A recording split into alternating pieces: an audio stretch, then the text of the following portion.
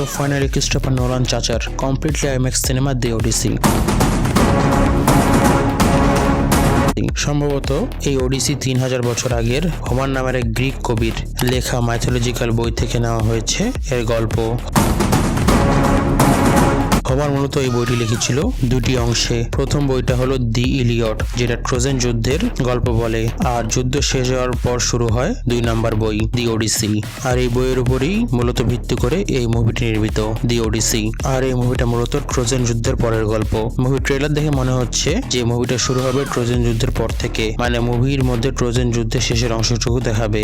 আর ওডিসি যুদ্ধ শেষ করে নিজের বাসায় যাবে, যেখানে তার স্ত্রী এবং সন্তান বহু বছর ধরে অপেক্ষা করছে। মূলত এখানে ট্রোজান যুদ্ধের 10 বছর ধরে চলছিল এবং এই 10 বছর যুদ্ধের পর ওডিসি বাড়ি যাওয়ার প্রস্তুতি নেয়। কিন্তু সে বাড়ি যাওয়ার রাস্তায় সে বিভিন্ন ধরনের সমস্যার সম্মুখীন হয় এবং বিভিন্ন ধরনের মনস্টার ক্রিয়েচারদের সাথে তাকে যুদ্ধ করতে হয়। আর সে বাড়ি ফিরতে ফিরতে হয়ে যায় একা। আর বাড়ি আসতে আসতে তার সময় লাগে 10 বছরেরও বেশি। আর ট্রোজান যুদ্ধ এবং বাড়ি আসার সময় টোটাল হিসাব করলে হয় 20 বছর। মানে ওডিসি সে তার রাজ্য এবং পরিবার থেকে 20 বছরেরও বেশি সময় ধরে বাইরে রয়েছে। আর এর মধ্যে তার রাজ্যে বিভিন্ন ধরনের রাজনৈতিক ষড়যন্ত্র এবং তার বউকে বিয়ে করার জন্য আর তার রাজ্য হাতায় নেওয়ার জন্য অনেকে রাজনৈতিক ষড়যন্ত্র করছে। আর এইসব ঘটনার বিষয়বস্তু মিলে ক্রিস্টোফার নোলানের দি ওডিসি মুভিটি তৈরি করছে।